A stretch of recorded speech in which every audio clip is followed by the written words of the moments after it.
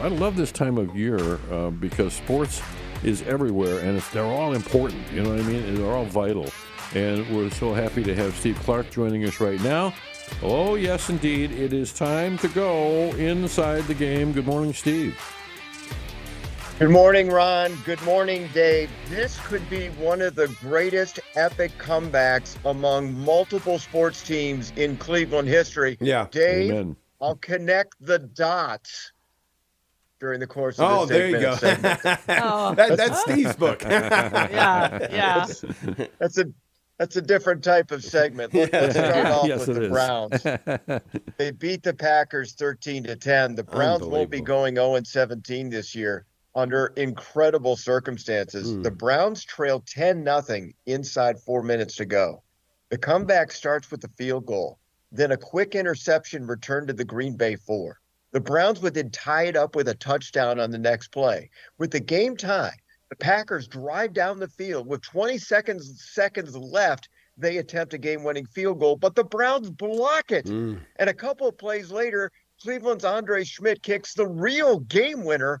Browns win 13-10 after going scoreless in the first 56 minutes. And that Green Bay loss helps the Detroit Lions, who have their own challenge winning on the road to take on Lamar Jackson and the Baltimore Ravens on Monday Night Football. Big stuff there. Wow. And you got to love it. Look, the Browns, you cannot be disparaging in any way about their defense. Their offense, offense is a different story, but defense, my goodness. Total team effort by both the offense, the defense, and special teams to make that final 4 minutes of magic. Let's look at college football for a moment. Michigan getting a huge win at Nebraska 30-27. The Wolverines get their touchdowns on 3 explosive runs by 3 different players. Justice Haynes for 75 yards, Jordan Marshall from 54, and quarterback Bryce Underwood from 37. And the defense, they sacked Nebraska's Dylan Raiola 7 times.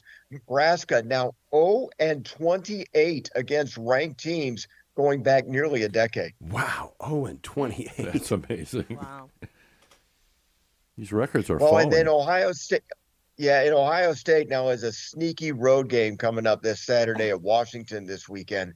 The Huskies have a really good quarterback that most people have never even heard of.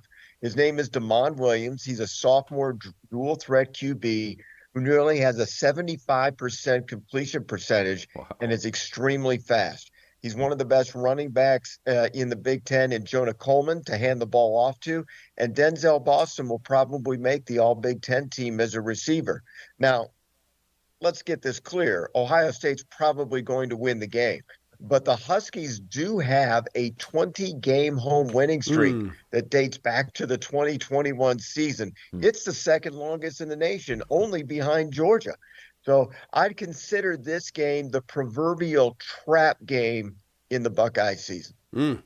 Now, Steve, of course, you do like your own sports program and everything. It's got to be fun, especially now, to talk about all these exciting stories that are out there. You don't run out of material at all.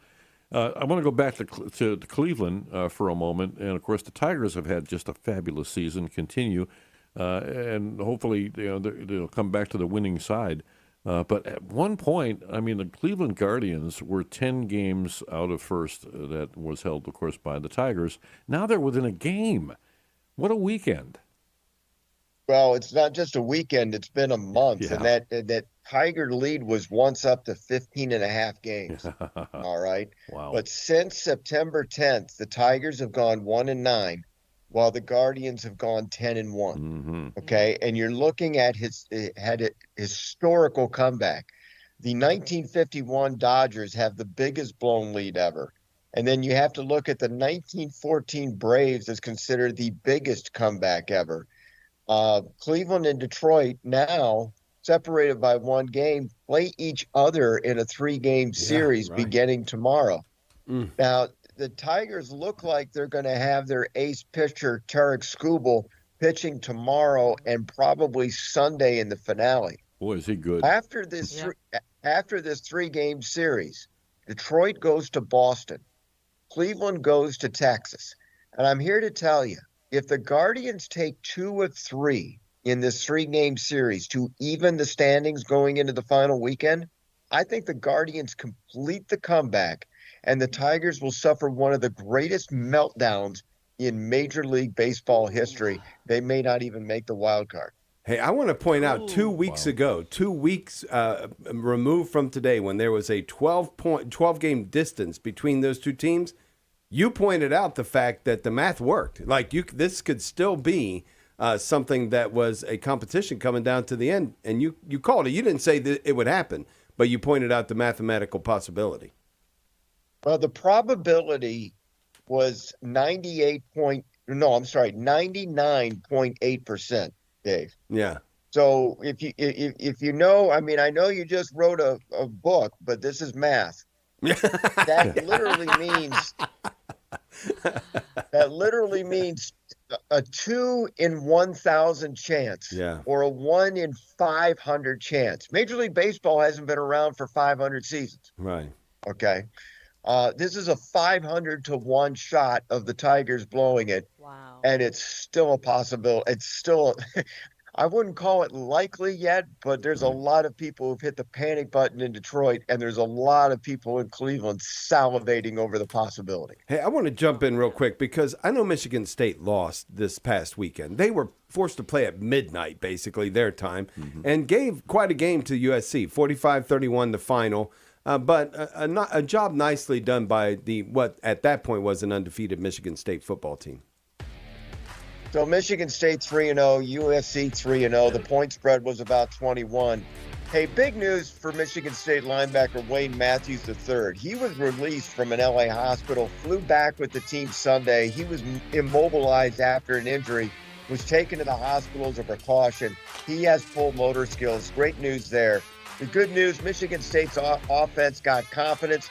Michigan State's defense has been demoralized because they are a hot knife through butter. Amazing. I love it. I love that sports analogy. Hot knife through butter. There you go. That sounds more like Monsignor Biggin. Yeah. Steve Clark inside the game. Thanks, Steve. Have a great day. You too. Bye-bye.